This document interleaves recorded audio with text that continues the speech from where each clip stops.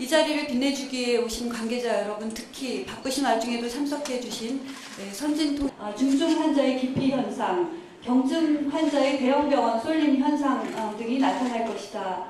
그럼으로써 의료 서비스의 질 문제뿐만 아니라 의료비 상승 등의 부작용이 또 오히려 생길 수 있다라는 입장을 또 이야기합니다. 또한 지난 10년간의 포괄수가제의 선택적 적용이 있었습니다.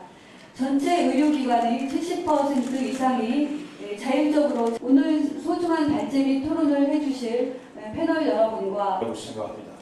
그러나 아무리 힘이 들어도 우리 현황을 위해서 연자 두 분을 초청하였습니다. 이라는 걸 느끼게 되었습니다.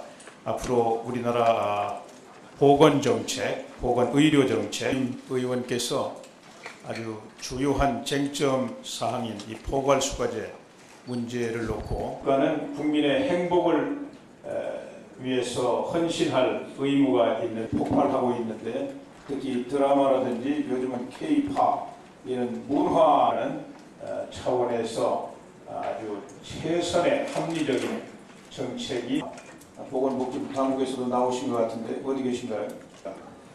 물론 정부는 정부대로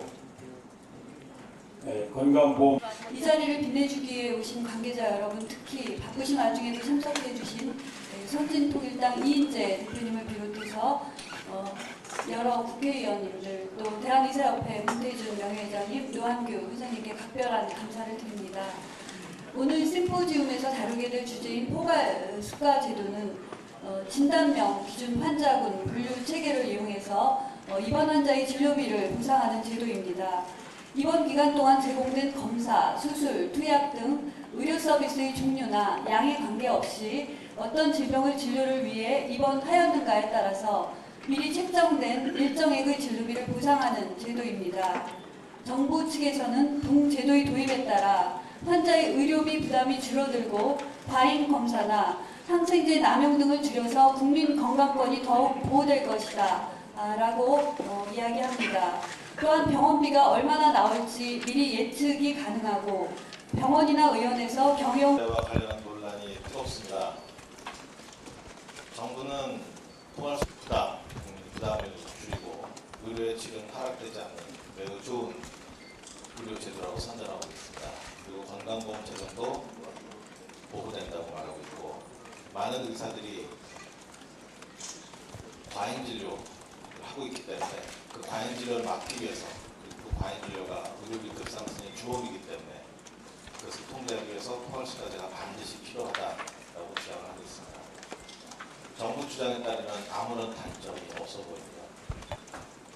대한의사협회는 포괄수가제가 우리나라 환경에서 도입이 되면 의료의 질 하락이 될 것은 불을 보듯 뻔하고, 그러한 의료의 질 하락을 막기 위한 여러 가지 안전한 제도적 장치가 제대로 준비가 되지 않았다라고 주장을 하고 있습니다. 그래서 적극 반대를 해왔습니다.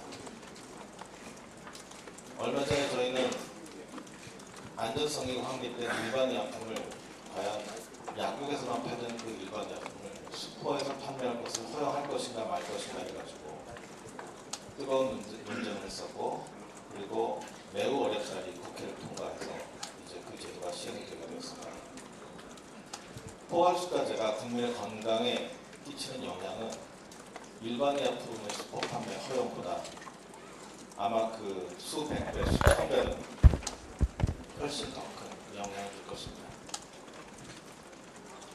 국민의 건강과 생명에 막대한 영향을 주는 이 제도를 시행을 하는 것은 더군다나 전문가 집단일 뿐만 아니라 바로 그 제도를 시행하는 당사자인 대한의사협회의 의견을 묵살하고 강제 시행을 결정한 것은 국회도 아니고 불과 20여 명, 24명이 모여있는 건강보험 정책심의위원회라고 하는 조그만 기구입니다.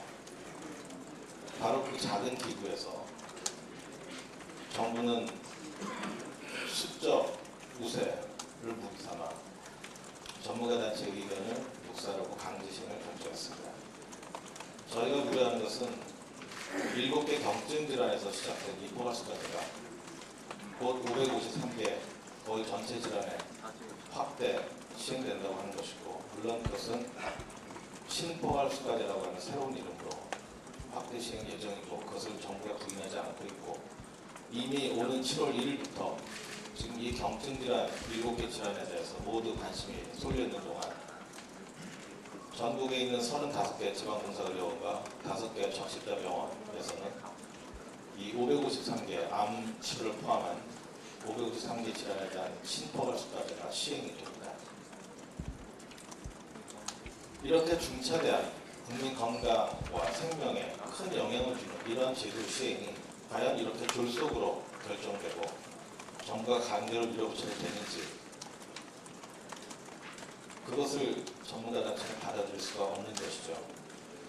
정부는 경제적인 의료를 강제할 수 있어도 의사는 최선의 의료를 포기할 수 없고, 적어도 환자에게, 국민에게 그 선택권이 있어야 된다고 생각합니다. 그동안 정부는 서구 유럽에서 많은 선진국들이 포괄수까지를 도입을 하고 있기 때문에 우리나라에서도 문제가 없다고 주장해왔습니다. 그러나 서구 유럽은 우리나라와 매우 다른 의료 환경을 가지고 있습니다. 오늘 이 자리에는 일본과 대만에서 두 연자분이 오셨습니다. 일본과 대만은 대한민국 의료와 매우 유사한 환경을 가지고 있습니다. 대다수 의료기관이 민간 의료기관인 것이죠.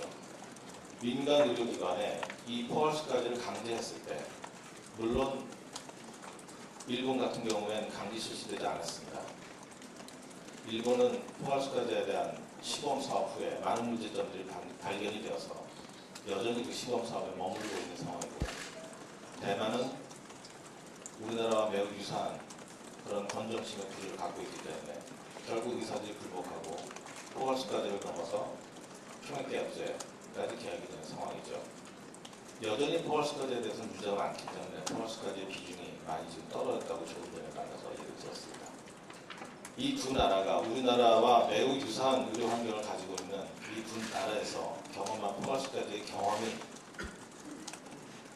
그동안 정부가 일방적으로 주장했던 좋은 것만 있는, 전혀 문제가 없는 그런 포괄수까지도인지, 정부는 포괄수까지가 의료의 질 하락을 가져왔다는 논문이 전 세계에 단 한 편도 없다고 공언을 했는데 그 말이 정말 사실인지, 오늘 이 자리에서 이 포괄수까지가 정말로 대한민국 의료 환경에 도입이 되었을 때 어떠한 문제점이 발생할 수 있는지에 대한 진지한 토론, 고민이 이루어지는 자리 되길 바라고, 이런 기회를 통해서 전국에 있는 모든 국민들이 이 포괄수까지라고 하는 이런 어려운 단어가, 이런 어려운 단어의 새로운 제도가 당장 내 자신과 내 가족의 생명과 건강에 어떤 영향을 미칠 수 있는지 그것을 분명하게 알고 국민적 합의가 필요한 이 제도의 시행이 다시 강제 시행이 재고되어야 한다는 것을 여러분들에게 다시 환기시키고 국민 여러분들이 모두 알아주시기를 간절히 바랍니다. 오늘 이 자리를 만들어 주시느라고 정말 애를 많이 써주신 문정림 위원님과 그리고 문태준 전 장관님, 저희 명회장님, 그리고 외국에서도 오신 두 위원장은 닥터 이씨, 닥터 추 진심으로 감사드리고 오늘 저희의 매우 유익한 그런 시간이 되길 바랍니다. 여러분 고맙습니다.